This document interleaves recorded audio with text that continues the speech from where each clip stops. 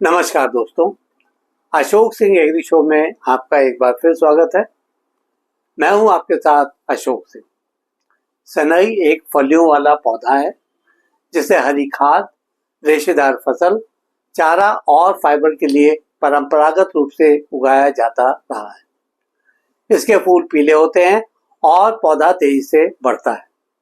कुछ परिस्थितियों में यह 60 दिनों में काफी बायोमास दे देता है।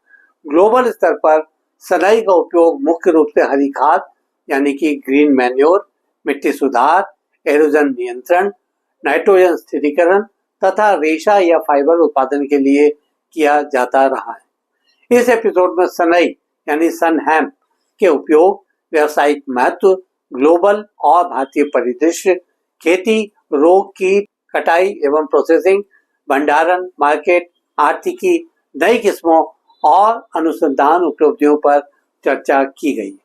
सनई का व्यावसायिक मूल्य दो तरफा है। एक ओर यह मिट्टी का पोषण बढ़ाकर अगली फसलों की उपज सुधारता है।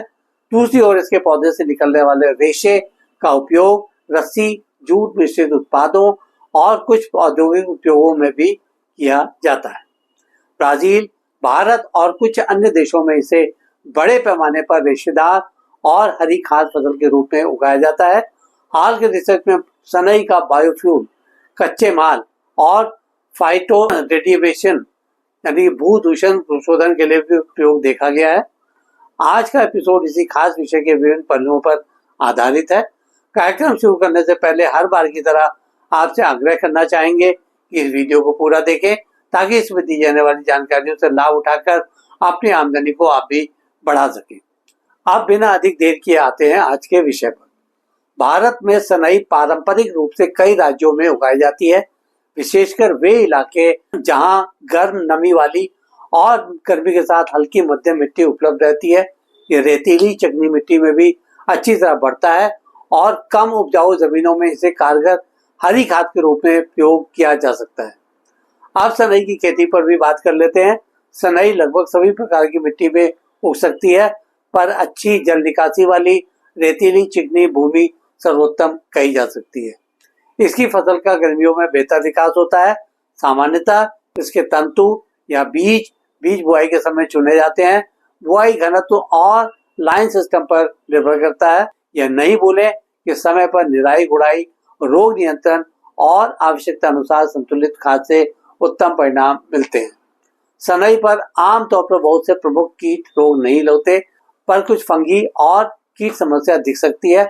उदाहरण के तौर पर कोहना यानी रूट रॉट, फफूंदी के कारण पत्ती रोग तथा कुछ अन्य कीटों का प्रकोप। इसके साथ ही सनई की उपस्थिति कुछ मामलों में जड़ गांठों यानी नेमाटोड्स से मुकाबला करने में सहायक मानी जाती है, क्योंकि यह कुछ स्तर के नेमाटोड दबाकर रख सकती है।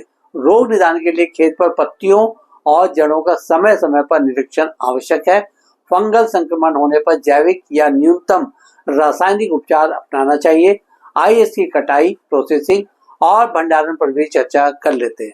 यदि हरी खाद के रूप में उपयोग करना हो तो 60 से 90 दिनों पर कटाई कर खेत में जोता जा सकता है। अगर फाइबर या रेशे निकालने के लिए उगाया जा रहा हो तो इसे परंपरागत रेशे संचालन यानी रेटिंग, फाइबर एक्सट्रैक्शन की प्रक्रिया अपनानी पड़ती है। प्रोसेसिंग के दौरान फाइबर के लिए छांटना, रेटिंग यानी नमी एवं सूक्ष्म जीवों द्वारा बायोडिग्रेशन, सुखाना और संसाधन संयंत्रों में इसके बाद की प्रोसेसिंग करनी चाहिए। कुछ शोधकर्ताओं ने इससे तेल निष्कर्षण और ऊर्जा उत्पादन भी सुझाया है। बीज और सूखे रेशे को शुष्क, कीट रहित गोदाम में रखना चाहिए। नमी और उच्च ताप से गुणवत्ता गिरती है। सनई का आर्थिक मॉडल इसे उगाने के उद्देश्य पर निर्भर करता है। हरी खाद के रूप में मूल्य सीधे नकदी आय नहीं देता, पर अगले फसल की उपज से लाभ मिलता है।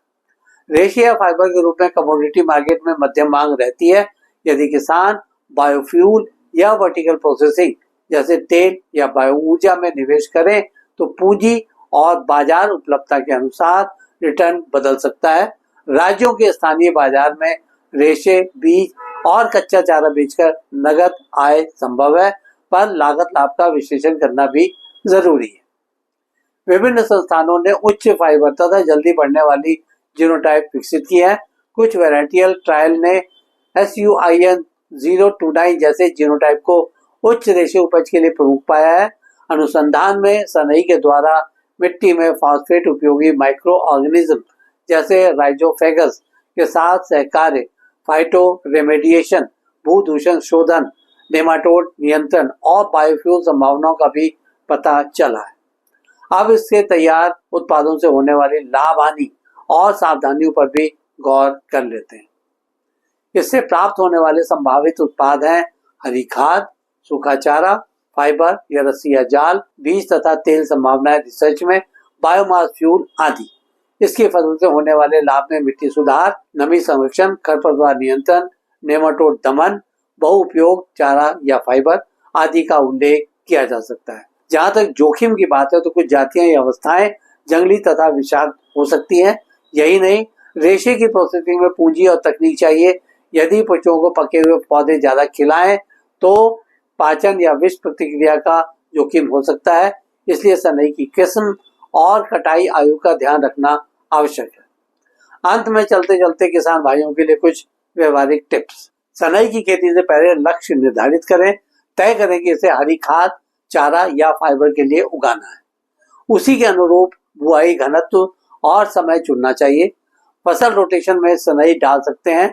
सब्जियों के पिछड़े खेतों पर सनई लगाने से अगली फसल की उपज बढ़ती है। बीज सुरक्षित स्रोत से ही लेने चाहिए और स्थानीय जीनोटाइप का परीक्षण करना चाहिए। कटाई का समय फसल आवश्यकता के अनुसार तय करना चाहिए।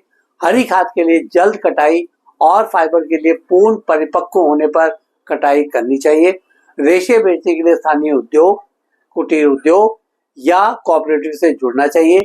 कीट रोग नियंत्रण के लिए जैविक विकल्पों का प्रयोग करना चाहिए और खेत की निगरानी सतर्कता से करनी चाहिए।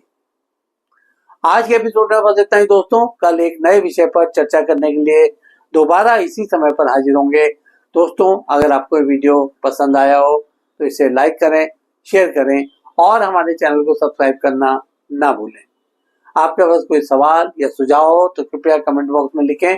हम आपके सवालों का जवाब देने के लिए हमेशा तैयार हैं। कल फिर एक नए विषय के साथ आपसे मुलाकात होती है। तब तक के लिए नमस्कार।